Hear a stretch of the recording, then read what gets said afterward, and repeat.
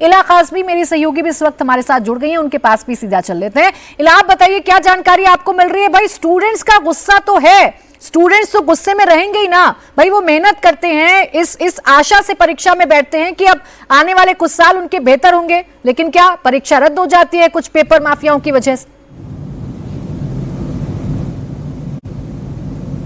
बिल्कुल, और ये छात्रों के लिए बिल्कुल राहत की बात नहीं है, क्योंकि पूरे साल वो तैयारी करते हैं, जिसके बाद वो एनटीए का नीट का एग्जाम देते हैं। और अब ये साफ हो गया है कि गेस्ट पेपर के जरिए किस तरह से पेपर लीक किया गया 600 अंकों का, जिसके बाद अब एनटीए ने ये साफ कर दिया है कि परीक्षाओं को कैंसिल कर दिया गया है। अब दोबारा नए एडमिट कार्ड जारी किए जाएंगे और नए जो सेंटर्स हैं उनकी भी लिस्ट जारी की जाएगी। वही एनटीए ने इस सभी जांच को सीबीआई को भी सौंप दिया है और साथ ही साथ ये अपने नोटिफिकेशन में जारी किया है एनटीए ने कि दोबारा रजिस्ट्रेशन फीस नहीं ली जाएगी छात्रों से, और जो दोबारा रजिस्ट्रेशन होगा और जो दोबारा जो पूरी परीक्षा होगी उससे छात्रों को राहत नहीं है, क्योंकि वो पूरे साल लगा के परीक्षाओं की तैयारी करती है। देखिए, हम लोग अभी रास्ते में और कुछ ही देर में एनटीए भी पहुंच रहे हैं और एनटीए के अधिकारियों से जाकर के बातचीत भी करेंगे और सवाल करने की भी कोशिश करेंगे कि आखिर ऐसा क्यों हो रहा है। 2024 में और उससे पहले 2019 में भी इस तरह की परीक्षा लीक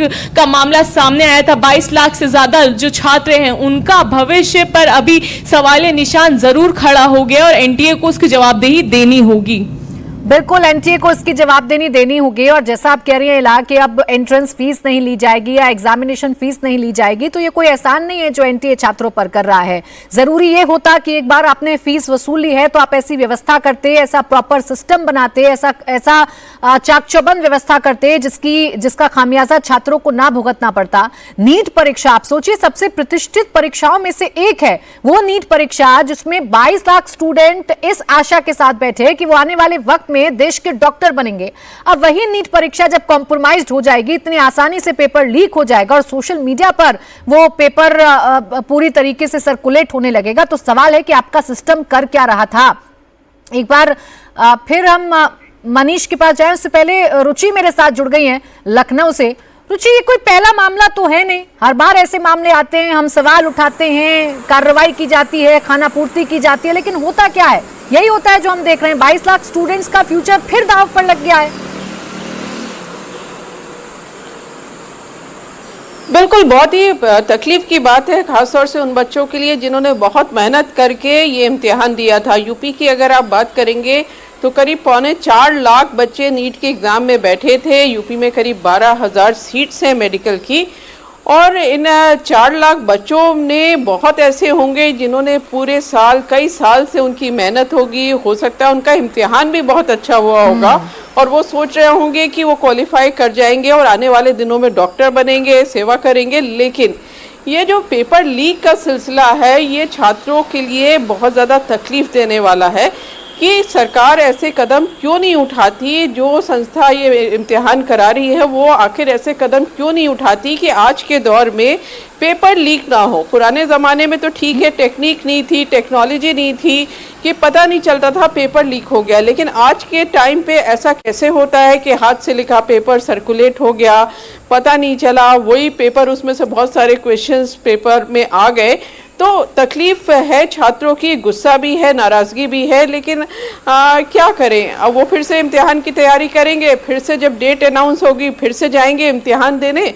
और आप भी समझती हैं, कई बार ऐसा होता है कि बच्चे बहुत ज़्यादा पढ़ते हैं लेकिन कभी कभी उनका इम्तिहान ख़राब भी हो जाता है। तो उनमें से बहुत सारे ऐसे होंगे जिनका इस बार एग्ज़ाम अच्छा हुआ होगा, लेकिन अब जब फिर होगा तो वो गारंटी कि उतना ही अच्छा होगा ये दे पाना उनके लिए बहुत मुश्किल है। तो काफ़ी ज़्यादा गुस्सा, नाराज़गी इन छात्रों में है जो इस इम्तिहान में बैठे थे। और बड़ा सवाल भी है कि आखिर क्यों बार बार इतनी बड़ी परीक्षा के पेपर लीक कैसे हो जाते हैं।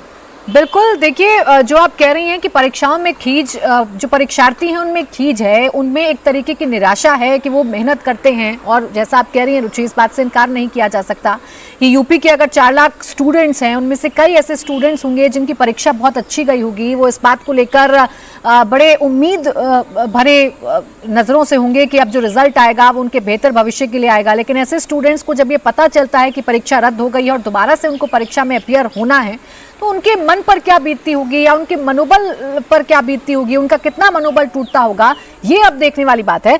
अब भास्कर, मैं एनटीए की भूमिका पर बार बार आपसे इसलिए बात करना चाह रही हूं, जिस संस्था की स्थापना ही इस वजह से हुई, ये पूरा का पूरा सिस्टम पारदर्शिता से चले, ये पूरा का पूरा सिस्टम स्टूडेंट्स के भविष्य के लिए काम करे, वो एनटीए बार बार विवादों में रहती है और बावजूद उसके व्यवस्था वही लचर है।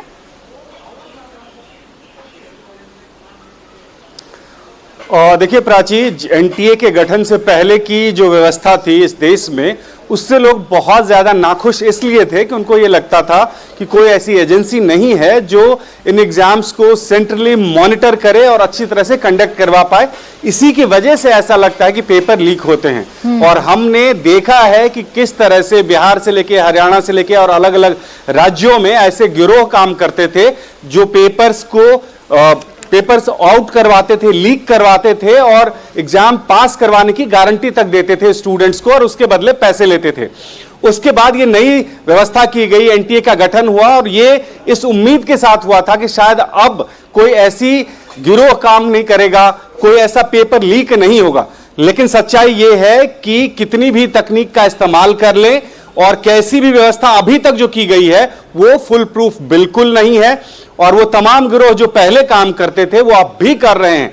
सिर्फ इतना हो रहा है कि सेंटर्स अलग अलग हो रहे हैं। हर बार अगर आप देखें तो किसी एक राज्य में जाके वो इस तरह से अपनी करतूतों को अंजाम दे देते हैं और जांच एजेंसियां बाद में उस पर काम करती है, कुछ लोगों को पकड़ा जाता है, लेकिन उससे पहले सारे ट्रांजैक्शन हो जाते हैं। जो भी मोडस ऑपरेंडी है वो सीधा सीधा ये होता है, जिस किसी भी बच्चे को पेपर दिया जाता है या बेचा जाता है उनसे एडवांस में पैसे ले लिए जाते हैं।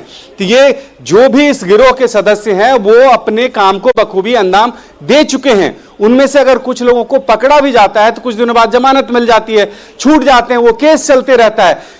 जो प्रॉफिट है वो इतना बड़ा है कि इसके लिए वो रिस्क लिया जाता है। अब सरकार को यह सोचना पड़ेगा कि ऐसी कौन सी व्यवस्था अपनाई जाए या ऐसी कौन सी सजा दी जाए कि कम से कम इस तरह के गिरोह जो वर्षों से काम कर रहे हैं, वो तमाम ऐसे एग्जाम्स के लिए काम कर रहे हैं, उनको उन पे नकेल कसी जाए। और उसका एक ही तरीका हो सकता है कि ऐसा दंड दिया जाए कठोर उनको कि आगे कोई ऐसी हिमाकत ना करे।